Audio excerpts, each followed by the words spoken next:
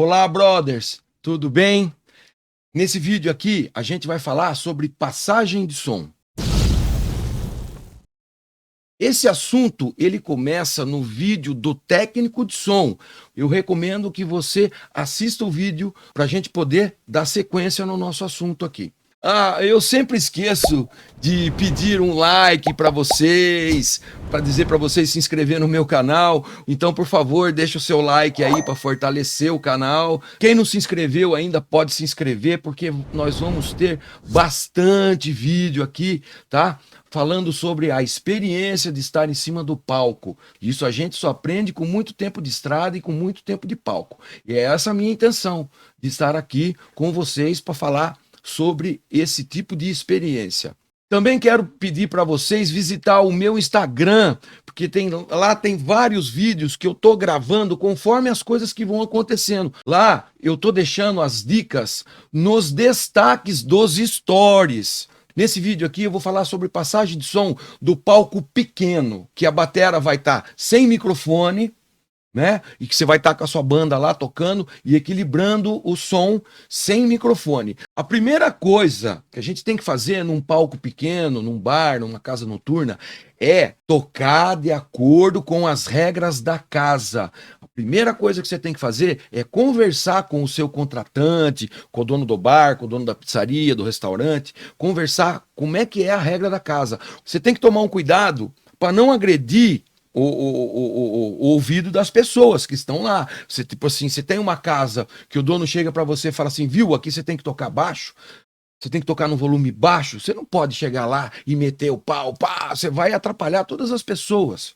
né? Os caras vão reclamar da banda, essa banda toca muito alto, não consigo conversar. Numa casa pequena, num bar, num restaurante, existe esse tipo de coisa. Então você tem que ficar atento para não agredir as pessoas. Eu estava tocando uma vez num bar, essa é uma história muito curiosa, e de repente apareceu um cara de pijama no bar, e aí o dono do bar pediu pra gente dar um intervalo, né? E o dono do bar me chamou lá, né? Aí chegou o cara que estava de pijama, era um morador de um prédio na frente do bar.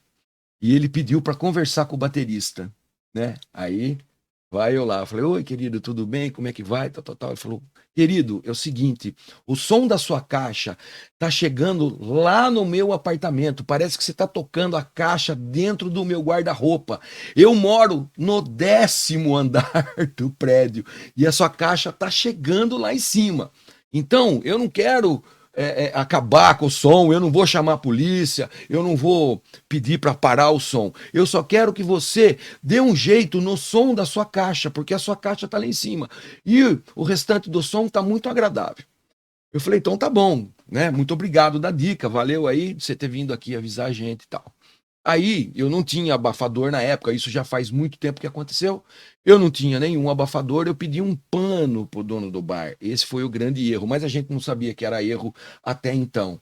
Eu pedi um pano, o dono do bar me deu um pano, me deu fita crepe, eu colei pano em cima da caixa. Na verdade, eu matei o som da caixa, né, para poder agradar o vizinho.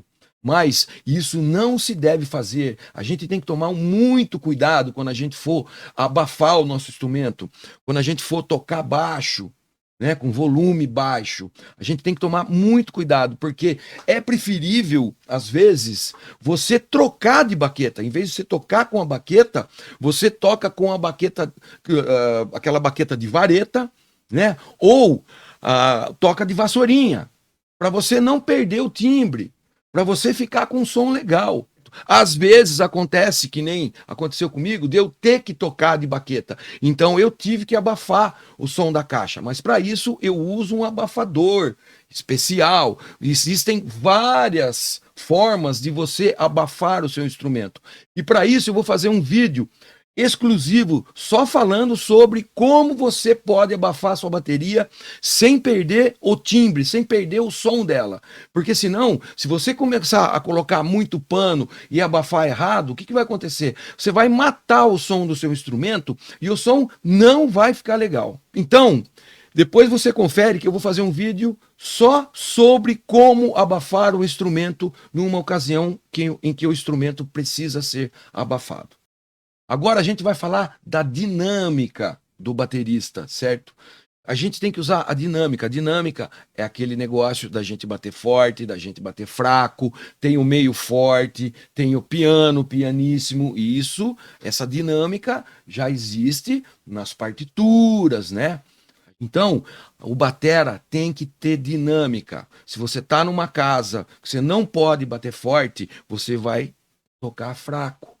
Bate fraquinho, troca de baqueta, enfim, dá um jeitinho para o seu som não agredir as pessoas. Agora, existem bares, por exemplo, que são pequenos e o dono chega e fala assim para você: bicho, soca a mão, porque aqui todo mundo gosta de som alto, mas isso de acordo com as regras da casa. O legal é você atingir um equilíbrio de som. Se tiver que tocar baixo, todo mundo toca baixo. Não adianta o batera tocar baixo, o guitarrista socar volume lá, né? Aí só vai dar guitarra dele e todo mundo tocando baixo, respeitando as regras da casa e o guitarrista lá solando. Isso já aconteceu comigo também, né? E eu quase perdi uma casa por causa disso aí, porque a gente estava tocando num nível, né? O guitarrista chegou lá com aquela geladeira enorme, com um amplificador enorme, socou o volume e não estava nem aí e tocou alto. Chegou no intervalo, o dono da casa me chamou e falou: Gaspar, o seu guitarrista está tocando muito alto, dá um toque para ele. Falei: tudo bem, querido, beleza. Fui falar com ele, ele tinha bebido algumas e falou: que se dane. Sabe o que ele fez? Foi lá e aumentou mais a guitarra ainda. O que aconteceu? No final do show, o dono do bar me chamou lá, falou: vou pagar o seu cachê, mas, Gaspar, a gente gosta muito de você, a gente sabe que você faz as coisas tudo direitinho, você é um excelente profissional, mas enquanto esse guitarrista estiver tocando na sua banda, a sua banda não toca mais aqui. Foi isso que eu ouvi do dono do bar. Aí o que aconteceu? Fui falar com o guitarrista não entendeu, a gente acabou discutindo, ele pegou e saiu da banda, né? Eu montei outra banda, porque nesse meio de tempo também a banda se dissolveu, eu montei outra banda, humildemente voltei no bar, falei: olha, eu tenho uma outra banda, top, você vai gostar, e a gente vai tocar aqui, vai tocar no volume desejado, e vai dar tudo certo. Falou: Gaspar, confio em você, vou te dar um voto de confiança. Colocamos a banda lá para tocar, a banda tocou tudo bonitinho, de acordo com as regras da casa, certo? E eu fiquei por mais 15 anos tocando a cada 60 dias na casa. Entendeu? E esse guitarrista que tocou alto, eu nunca mais vi ele tocando. Então, fica aqui a dica: sigam as regras da casa, equalize o som legal, de acordo com a casa, de acordo com o dono do bar. Inclusive, teve um truque que a gente usou num bar aqui, que a gente foi passar o som e a casa estava vazia. Então a gente estava passando o som, o dono do bar chegou e falou: viu, tá muito alto o volume, vocês precisam baixar o volume. Eu falei: querido, olha, a gente já tá num volume baixo, a gente já tá tocando num volume razoavelmente baixo, e a hora que chegar o povo, o nosso volume vai ficar muito baixo. Então vamos fazer um teste, vamos deixar o volume assim, e a hora que chegar o povo, a gente começar a tocar, você vem e dá um toque, se precisa aumentar, se precisa diminuir, mas vamos deixar assim? Ele falou: beleza, Gaspar, vamos deixar assim. O que aconteceu? A casa encheu, o restaurante encheu, a gente começou a tocar e o nosso volume estava baixo. Aí o próprio dono da casa foi lá e falou: Gaspar, precisa aumentar um pouquinho o som, porque ficou muito baixo.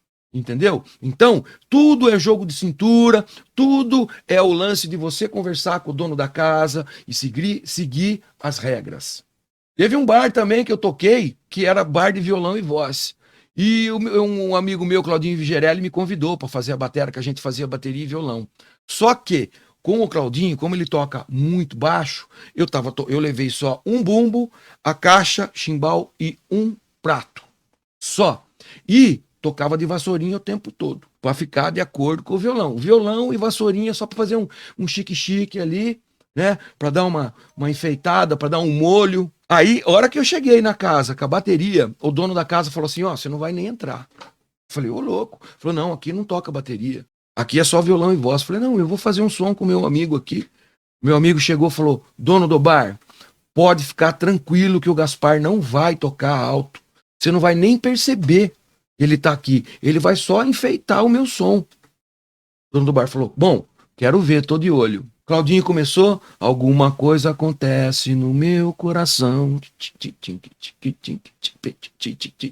Só vassourinha, com o bumbinho bem de leve ali, beleza, foi o show inteiro. Quando terminou o nosso show ali, né? Chegou o dono da casa, falou, baterista, parabéns, você foi o único baterista que não agrediu o ouvido das pessoas, que não agrediu ninguém, e você fez um som maravilhoso. Então, a partir de hoje, você pode tocar aqui na minha casa quando você quiser, tá? Mas outro baterista eu não deixo tocar, porque os caras não sabem fazer o que você fez, que é tocar, né, macio, tocar baixinho, fazer um sonzinho de violão e voz, entendeu? Por isso que tem que estar de acordo com as regras, tá de acordo com o som que você está tocando. Isso é tocar num bar pequeno, é usar a dinâmica, trocar de baqueta. Eu não ia chegar lá no bar e pá, pá, tá, tá, tá, tá, com baqueta. Não cabe naquele local, naquele ambiente. Então, é vassourinha, né? Um bumbinho ali, um pratinho, tim, tim, tim, para ficar numa boa, para fazer um som agradável. Qual que é a finalidade? Fazer um som agradável para as pessoas, ok? O guitarrista, ele tem que tocar o mais baixo possível. Ele pode virar o ampli para a banda, para não agredir as pessoas diretamente com a guitarra. Isso é uma coisa, é um truque que funciona muito. Você vira o amplificador para a banda. Outra coisa legal, conversar com o dono do bar para ver o que ele tem de som lá. Porque às vezes, muitas vezes, né, acontece que ele fala, não, eu tenho som aqui. Chega lá, ele tem um som ambiente e não dá certo você colocar o som da banda no som ambiente. Então talvez você precise levar algumas caixas de som. Por exemplo, eu vou tocar com a minha banda, eu levo o meu PAzinho. Então, sempre é bom ver o que o bar tem de som, para você não chegar lá no bar e dar de cara com som automotivo. Eu já vi bar com som automotivo, né? E o cara fala, liga aqui nas caixas, você fala, querido, não dá, né? Então, verifique o som do bar, verifique se o bar tem técnico de som. A partir do momento que você tiver que colocar um monte de microfone na batera, a gente já pode considerar que o palco não é pequeno, que o palco é de médio para grande. Outra coisa importante, não é só a dinâmica do baterista, é a dinâmica do grupo, é a dinâmica da banda.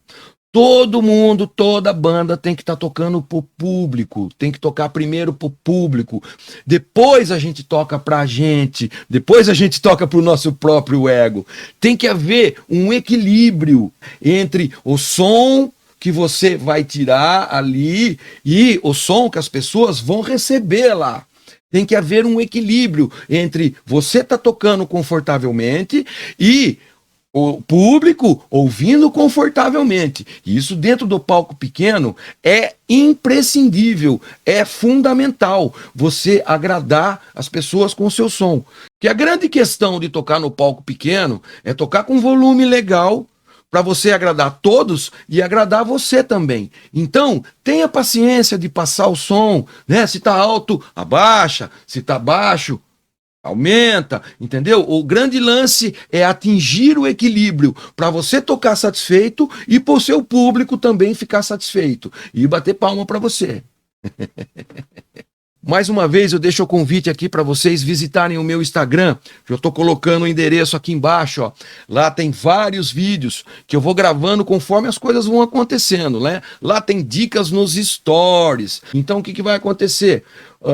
Entre o Instagram e o YouTube, eu vou estar sempre linkando os dois. Então, eu posso falar de alguma coisa no YouTube e já falar para você, olha o Instagram que tem um complemento lá. O Instagram vai ser mais a prática mesmo ali, né, no local, né? E os vídeos do YouTube vai ser esse falatório nosso aqui para você aprender e ficar por dentro, porque a minha intenção é te ajudar a fazer um som, é ajudar você a ficar feliz tocando o seu instrumento, tá bom? Então, fica aqui o meu abraço e a gente se vê no próximo vídeo, que é o do Palco Grande.